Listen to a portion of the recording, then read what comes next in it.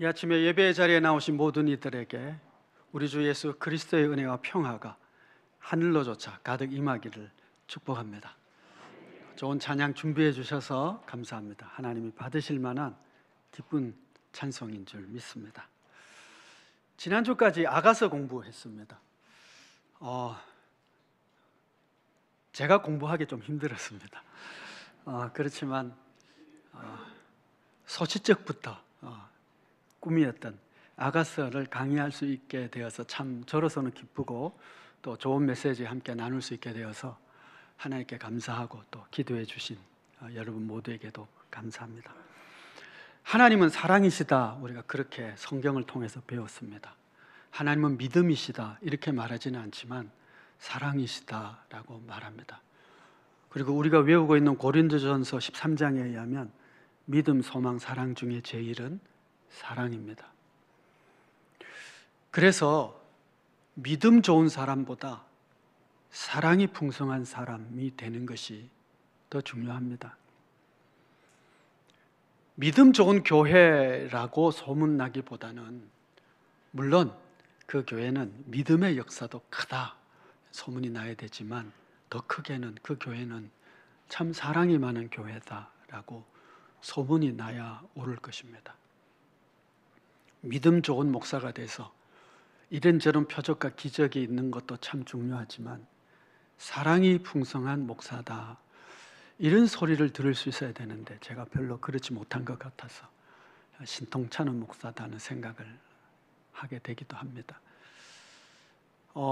지역사회에서 행복한 세상을 만드는 신앙 공동체로서 사랑이 많은 교회다라고 우리 교회가 소문이 나면 참 좋겠습니다.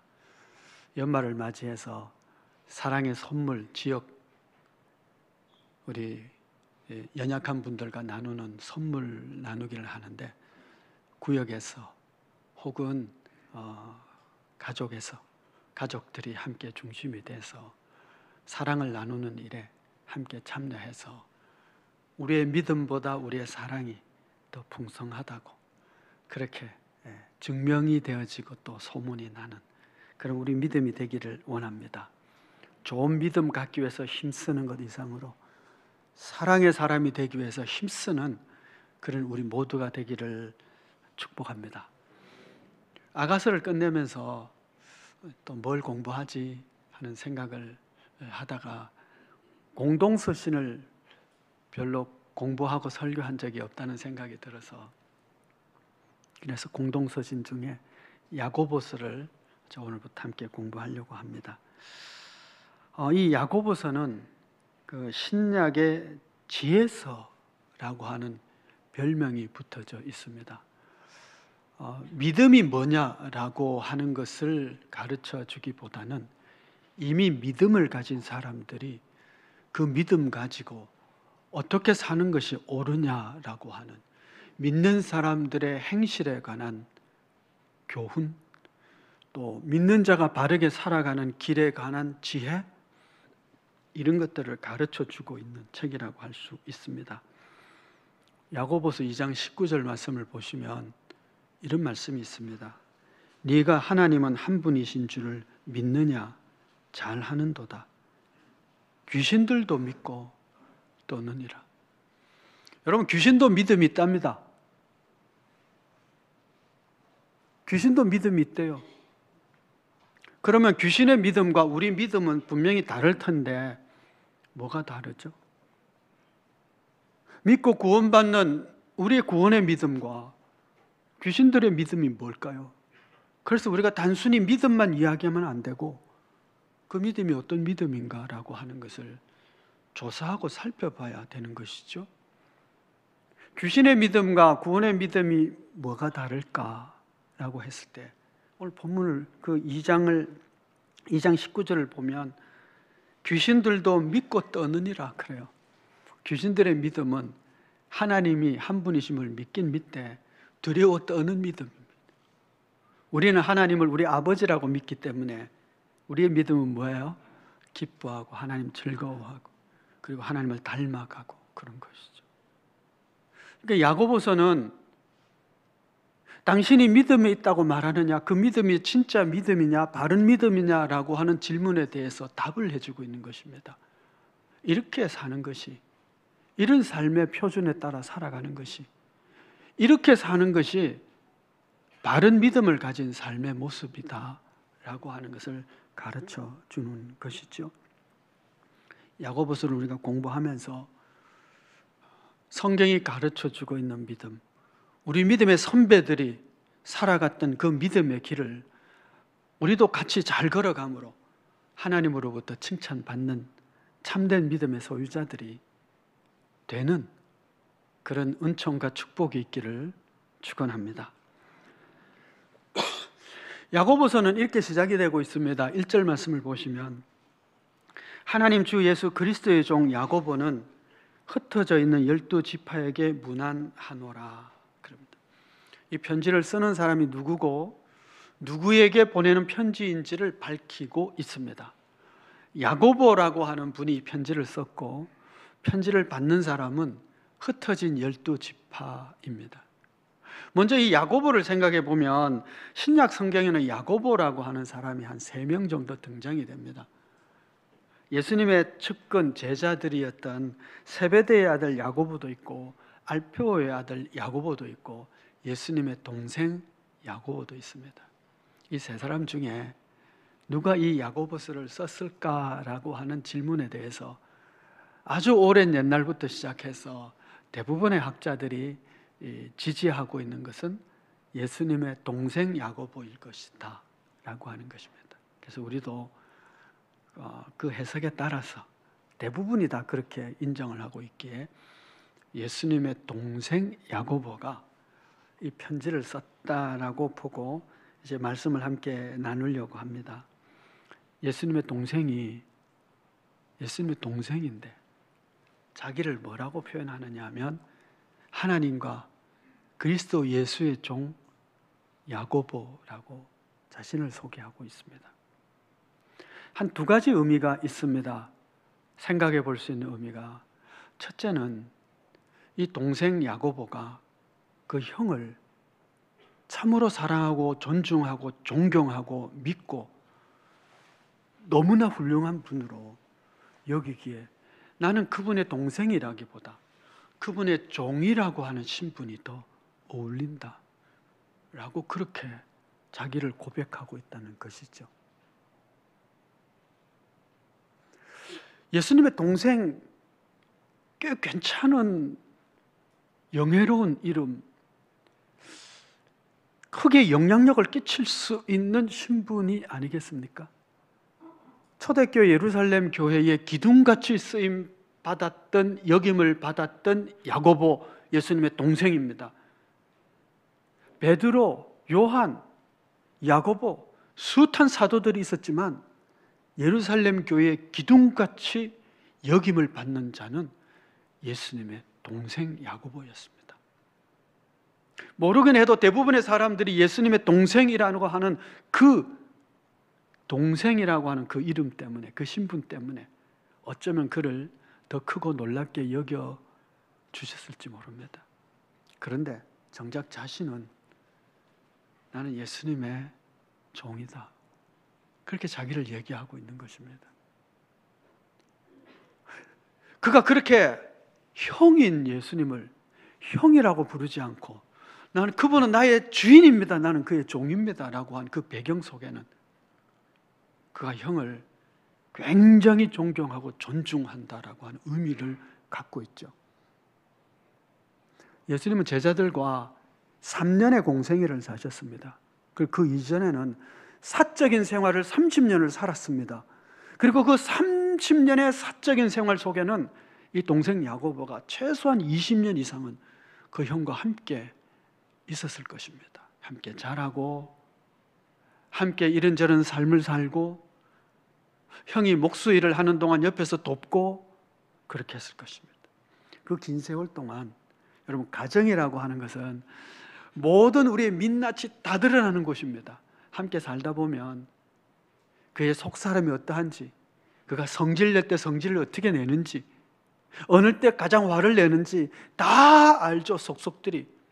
그렇게 다 할 수 있는 가정에서 20년 이상을 그 형과 함께 살면서 야고보가 온갖 예수님의 모습을 다 보았을 것입니다. 그 가운데 예수님의 허튼 모습이나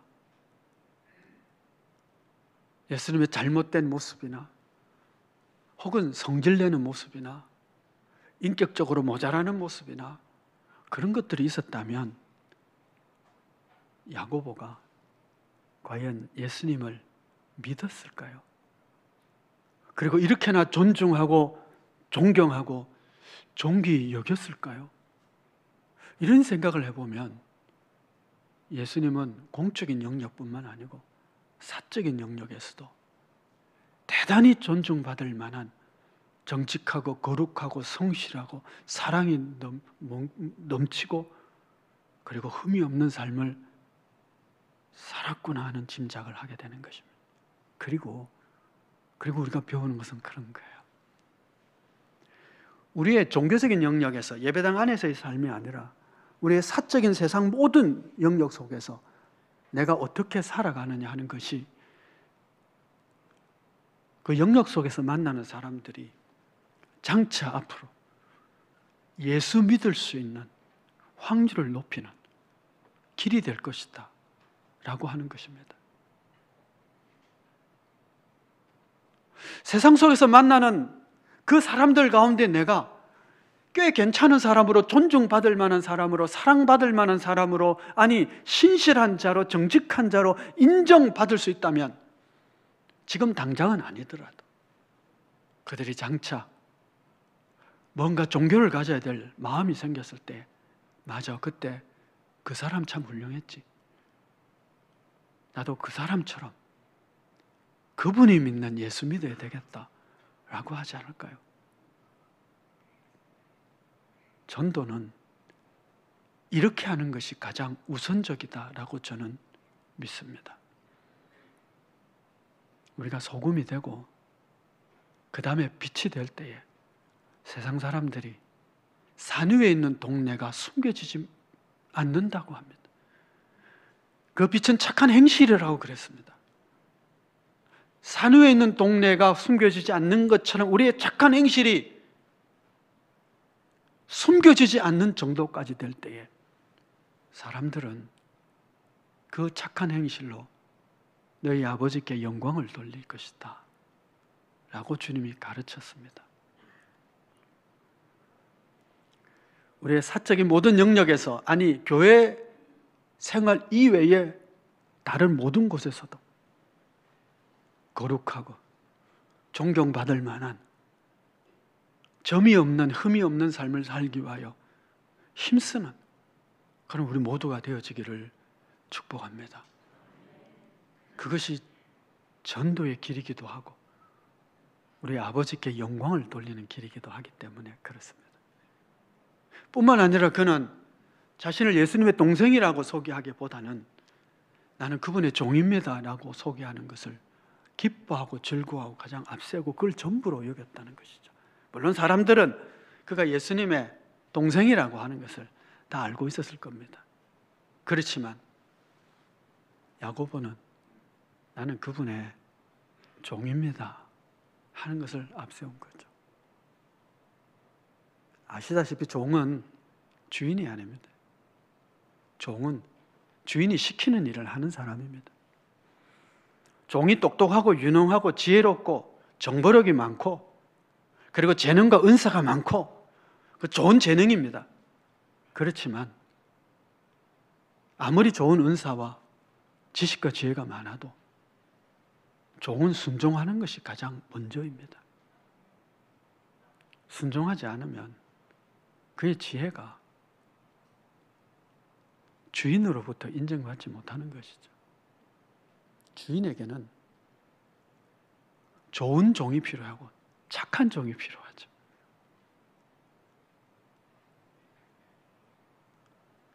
목사보다 종이라는 신분이 앞서야 되는 겁니다. 집사, 장로, 권사, 구역장이라고 하는 지위보다, 신분보다 종이라고 하는, 그리스도 예수 안에서 종이라고 하는 그 지위가 먼저 있어야 됩니다. 종은 주인이 아닙니다. 자기 생각보다 하나님의 명령에 먼저 순종하는 자가 착한 종이고 신실한 종입니다. 그러니 사랑하는 성도 여러분, 우리가 그리스도 예수의 종입니다. 다른 그 무엇보다도 종입니다. 그러니 종노릇 잘합시다. 종노릇 잘하면 하나님이 잘했다 칭찬받는 겁니다. 다른 거 부족해도 괜찮습니다. 지식이 부족해도 괜찮습니다. 종노릇 잘하면 우리는 칭찬받는 것이죠.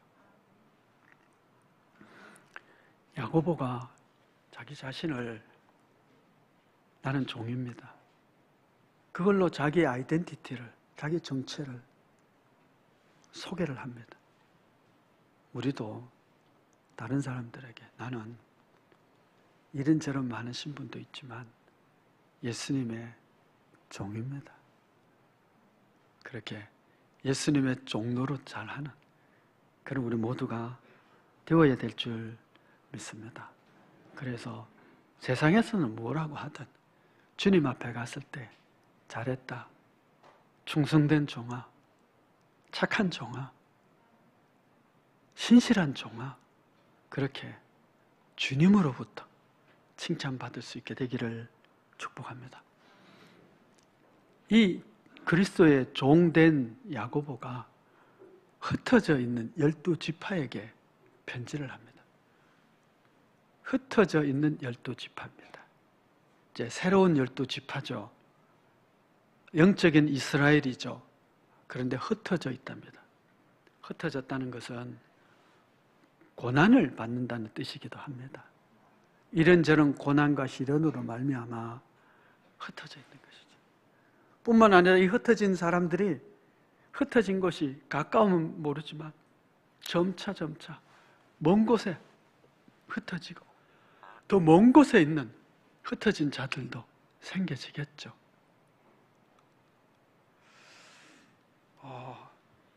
제 손녀가 미국에 있는데 얘가 한국어를 잘 못해요. 영어를 하면 막 하다가 한국어로 하면 잘 못해요. 소통이 안 돼요. 멀리 있어요. 말이 통하지 않아요. 그래도 가족입니다. 그렇죠, 여러분. 흩어졌다는 얘기는 문화가 다르고 종족이 다르고 신분이 다르고 그래서 서로 소통이 안 될 수도 있어요. 하지만 그리스도 예수를 믿는 믿음 안에서 우리가 한 식구다는 거예요. 한 형제고 한 자매고 한 가족이다는 겁니다. 이걸 공교회 의식이라고 그럽니다. 하나의 교회라고 하는 것이죠. 한 하나님 아버지를 모시고 그 신앙 안에서 한 가족이 되었습니다. 그런데 세상에서 생각하고 세상에서 하고 있는 가치와 문화를 가지고 교회 안에 가지고 와가지고 이 교회 안에서도 똑같이 할 때가 참 많아요. 세상과 다르게 살아가는 것을 우리는 거룩이라고 말합니다. 근데 세상의 가치를 그냥 교회도 가져와서 똑같이 하면 우리 거룩이 어디 있어요? 그럼 거룩이 아니죠. 세상에서는 피부색이 다르다고 구별하는 문화가 있었습니다. 그래서 공중버스를 타도 백인이 타는 칸과 흑인이 타는 칸이 다르고 그렇게 차별과 구별을 하던 시대에 교회 안에도 들어오면 백인들이 앉는 장소, 흑인들이 앉는 장소, 세상의 가치와 기준을 교회에 가지고 온 거예요. 그럼 거룩이 아니죠. 교회 가치는 뭐예요? 종족과 민족과 신분이 달라도 우리는 한 가족, 형제, 자매다 라고 하는 거잖아요. 오늘도 같은 일들은 다른 모습으로 얼마든지 생겨집니다. 교적이 다른 교회 있다고 우리가 형제 자매가 아니고 남입니까? 아니잖아요. 어떤 사람은 1구역이고 어떤 사람은 2구역이고 어떤 사람은 1교구고 어떤 사람은 2교구라고 우리가 남입니까? 아니잖아, 그렇죠? 그런 것처럼 조금 더 넓게 생각하면 교리가 좀 다를 수도 있고 예배 형식이 좀 다르기도 하고 어떤 사람은 침례를 받고 어떤 사람은 세례를 받고 그래도요 그리스도 예수를 믿는 믿음을 고백한 하나님의 자녀들, 믿음으로 그 은혜로 구원받은 백성들은 한 형제 자매인 것이죠. 흩어져 있는 12지파입니다. 하나의 교회임을 우리가 기억하는 자 되어야 될 줄 믿습니다. 이들에게 믿음으로 사는 길이 무엇인지를 가르쳐 주는데 야고보가 흩어져 있는 12지파에게 편지를 하면서 가장 먼저 던지는 메시지가 무엇인지 집중할 필요가 있습니다. 그의 마음에 신앙으로 살아가는 길의 그 첫 번째가 이거야 라고 그 첫 번째 메시지를 쓰고 있는 거예요. 그것이 2절부터 4절까지의 말씀입니다. 한번 보겠습니다. 내 형제들아 너희가 여러 가지 시험을 당하거든 온전히 여기라. 이는 너희의 믿음의 시련이 인내를 만들어내는 줄 너희가 알미라. 인내를 온전히 이루라. 이는 너희로 온전하고 구비하여 조금도 부족함이 없게 하려 함이라. 아멘. 자, 야고보가 믿음으로 사는 삶의 지혜를 가르쳐 주면서 그 첫 번째 믿음의 헌신이 무엇이어야 하느냐 하면 너희가 온전한 자로 성장하고 자라가는 것이다 라고 말씀합니다. 여러분, 우리는 누구나 다 어린아이로 태어납니다. 그렇죠? 우리는 다 어린아이로 태어납니다. 그리고는 점차 자라죠. 마찬가지로 신앙도 중생한다 그러죠. 다시 태어날 때 우리의 신앙도 어린아이로 태어나는 것입니다. 그리고 어린아이는 점차 자라야 되는 거예요. 물론 어린아이로 사는 거 꽤 괜찮습니다. 어릴 때 괜찮잖아요. 먹을 거 입을 거 걱정 안 해도 되고 그냥 울기만 하면 먹을 거 갖다 주잖아요. 그리고 뭐 저질러놓고 뭐 그 치우는 거는 부모가 다 해주고 남이 다 해주잖아요. 얼마나 괜찮아요. 그런데 그러면 인간구실 못하죠. 여기 지금 온전하여 구비하여 부족함이 없게 하려 함이라. 너희가 성장해서 온전해져야 되는데 그거는 너희가 온전하고 구비하다는 얘기는 준비하다는 얘기예요. 뭘 준비하느냐 하면 하나님의 사람으로서 어떤 맡은 바 직무를 잘 감당할 수 있도록 준비되는 거예요. 어린애가 뭐 음도 제대로 잘 구별하지 못하는 애가 우리 성가대 못하잖아요. 그렇죠? 자라야지. 아직도 기저귀 차고 있는 아이가 집사, 권사, 장로의 직무를 감당하며 교회를 세울 수 있을까요? 안 돼요. 그러니까 믿음으로 자라는 믿음의 사람들에게 야고보가 주는 첫 번째 메시지는 너희의 믿음이 점차 성장해서 온전해서 잘 준비되어서 하나님의 사람으로 하나님의 일을 하기에 주님 주신 직무를 감당하기에 부족함이 없는 자로 그렇게 성장하기에 힘쓰라고 권면하고 있는 것입니다. 그러니 여러분, 자라가는 일에 힘쓰시기를 바랍니다. 하나님의 사람으로 점차 온전해져 가는 일에 관심을 가지고 힘쓰시기를 바랍니다. 어떻게 하면 될까요? 오늘 본문 말씀을 보니까 뭐라고 그럽니까? 여러 가지 시험을 당하거든 온전히 기쁘게 여기고 이는 너의 믿음의 시련이 인내를 만들어내는 줄 너희가 알미라. 온전함에 이르는 길은 시험을 잘 통과함으로, 그 시험을 통해서 너희가 인내를 온전히 이룰 때, 그럴 때에 성장한다 라고 하는 겁니다. 시험을 기쁘게 여기는 분들 없으시죠? 그런데요, 시험을 기쁘게 여기라고 그럽니다. 그 시험을 통해서 인내를 배우고 인내가 온전해질 때 우리가 하나님의 사람으로 부족함이 없는 자로 서기 때문이라는 거죠. 전에 한번 설교를 할 때 한번 드린 말씀이 있는데, 얼마 전에 제가 참 믿음이 없다는 그런 인식을 하게 되었어요. 그래서 기도를 이렇게 했습니다. 하나님, 제가 믿음이 참 없네요. 믿음을 주세요. 그렇게 기도를 하기 시작했습니다. 여러분은 지금 믿음 없는 목사의 설교를 듣고 있는 거예요. 그 기도를 한참 제법 수개월 이상 했었는데, 그러다가 문득 깨달은 것이 이거예요. 이제 근래에 깨달은 것 중에 하나인데, 초등학교 학생이 수학을 엄청 잘해요. 그래서 수학시험 100점을 맞아요. 스스로 생각하기에 나는 수학은 진짜 자신 있다. 수학은 정말 자신 있다. 그런데 중학교를 가게 됐어요. 중학교 수학을 공부하게 해보니까 수학을 아는 게 없어.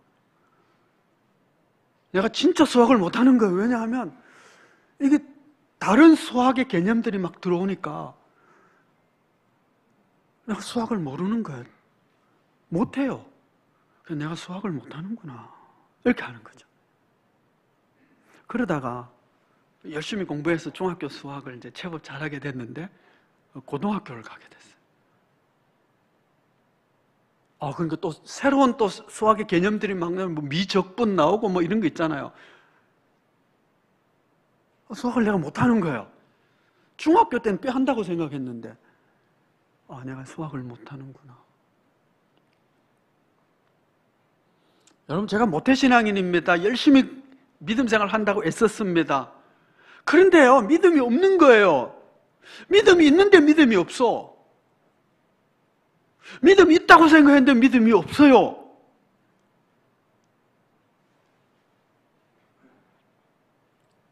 여러분, 우리는 계속 자라가는 자여야 합니다.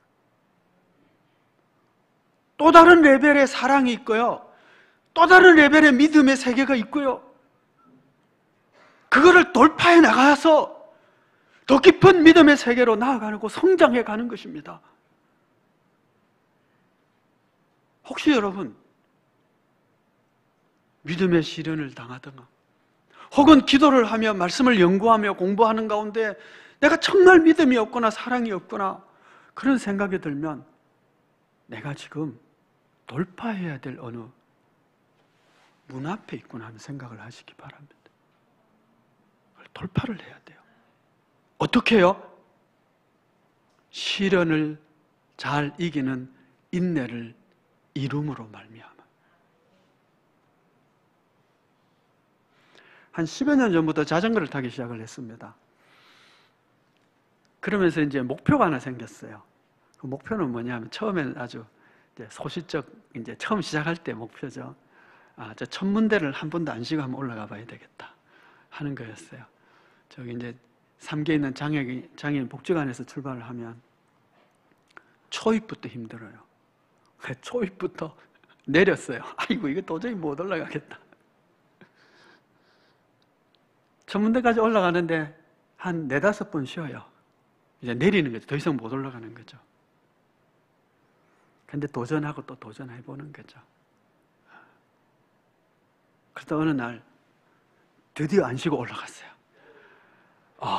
가만 생각해 보니까 자전거가 바뀌었더라고.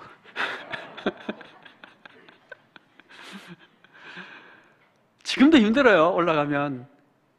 그런데 올라가죠. 예, 도전하고 도전하면서 인내로 올라가면요, 처음 올라갈 때 너무 힘들어요. 이 경사도에 어떻게 올라가지? 참고 올라가요. 저 코너만 지나가면 좀 평지가 나오겠지, 좀 숨 쉴 그런 여유가 있겠지 하고 확 올라갔는데 코너를 도니까 경사도가 더 높아. 그러면 정말 힘들죠. 그래서 아이고 안 되겠다 하고 이제 딱 내리면은 이제 끝까지 좀 그래 이제 끌고 올라가요. 그런데 그것을 다시 또 도전하고 또 도전하다 보면 이제 젊은 분들은 되더라고요. 저는 이제 점차 이제 올라가던 것도 이제 못 올라가게 될 것 같은데 올라갈 수 있어요. 같이 자전거를 타는 젊은 목사가 한 분 있었는데 오르막에 나오면 초입부터 그냥 내려버려요. 못하겠다고. 젊은 사람이.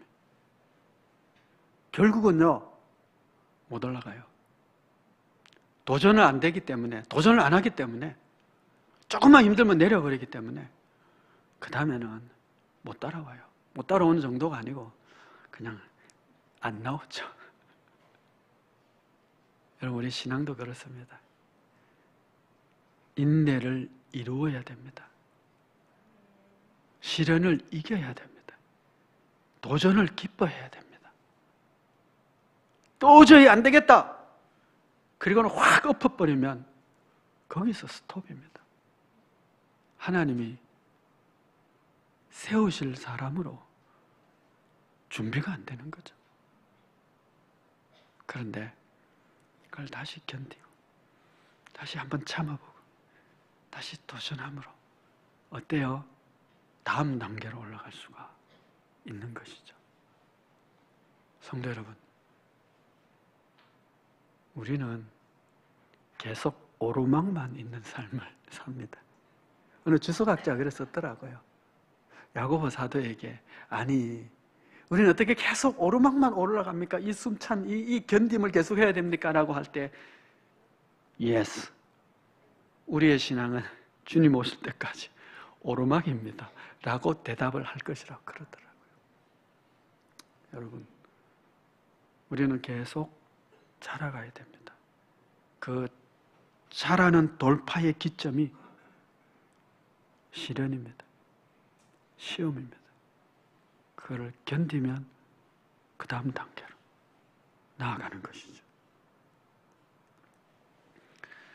야고보 사도가 아니고 이 야고보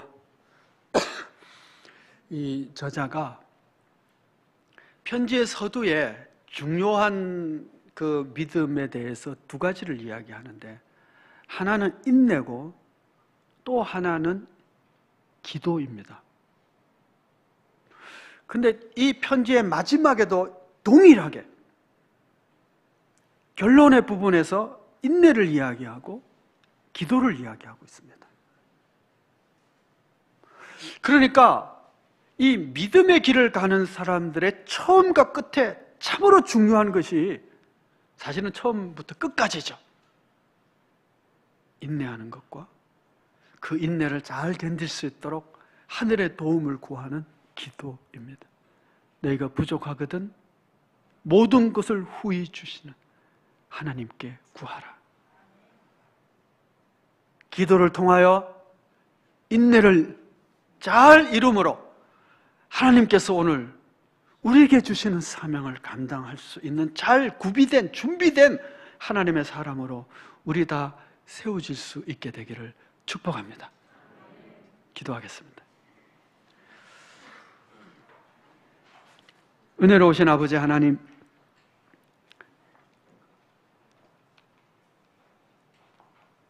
야고보를 통하여 우리에게 주신 이 귀한 말씀을 이 첫 시간 저희가 듣습니다.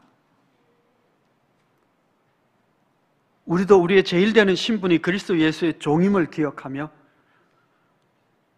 종로로 잘하는 순종의 사람, 착한 종 되게 하여 주옵소서. 또한 우리가 매일매일 주님의 부르심에 합당한 자로 잘 준비되기 위하여 우리에게 닥치는 시험을 인내로 잘 이기고 인내를 온전히 이루어